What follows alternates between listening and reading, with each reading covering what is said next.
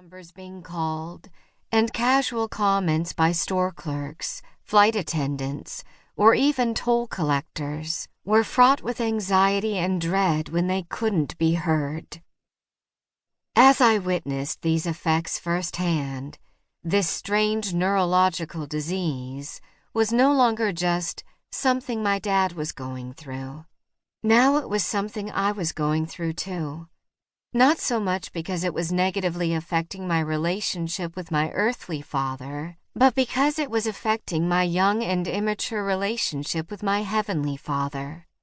I knew that in one way or another, God played a part in this suffering, and in my limited and deficient understanding of His character and ways, I wanted an explanation. Why exactly did He allow this to happen? Would He change and govern things so that this loss wouldn't get the better of us? Should I start pleading in prayer for healing for my dad? What exactly was God's place and activity in this trial? And what must I conclude about His goodness and love toward my family? I did not have all the answers to these questions, nor did I know how to go about finding those answers. Nevertheless, at various times God did bring a measure of comfort to my soul by allowing me to catch a glimpse of how He might be using my dad's NF2 for a purpose beyond what we were able to see. I remember one particular occasion when I went on a trip to Haiti with my youth group after my freshman year of high school. We were staying at a mission home, and nearby lived a deaf woman. My family had learned some sign language years earlier in an effort to make communication with my dad easier, so I was absolutely thrilled to be able to sit and communicate with this Haitian woman.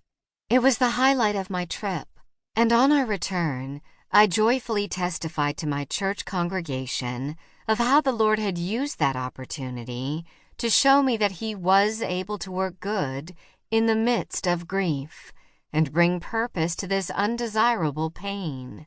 For one precious moment, my gaze had been lifted heavenward, where a gracious, all-knowing God must surely have some great plan to use my dad's neurological disease for His glory and my family's good.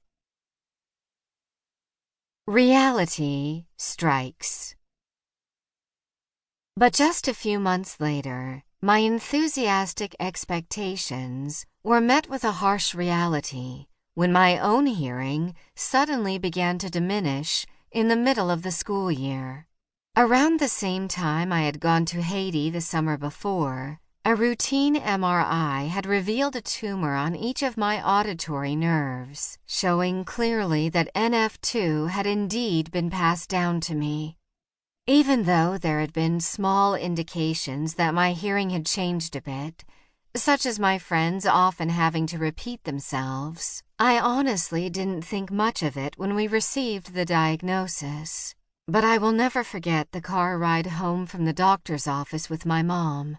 As she cried and told me it was going to be okay, I thought to myself, why is she so upset?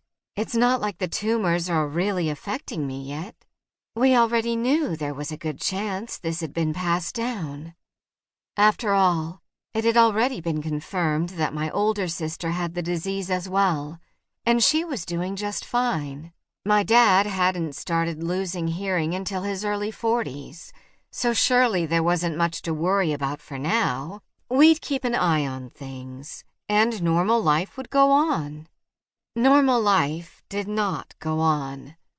My sophomore year of high school had, so far, been everything a 16-year-old girl could have hoped for. Growing popularity, a not-too-serious boyfriend, endless social obligations, and the driver's license I needed to fulfill them, and just enough charming wit to keep everyone interested. And then, more quickly than I had ever imagined, those small, invisible tumors began manifesting their presence, rudely invading the lovely little world I had come to enjoy. The occasional, "What did you say?" turned into a frequent strain to hear what was being said, in the back seat of my friend's car, in the church pew.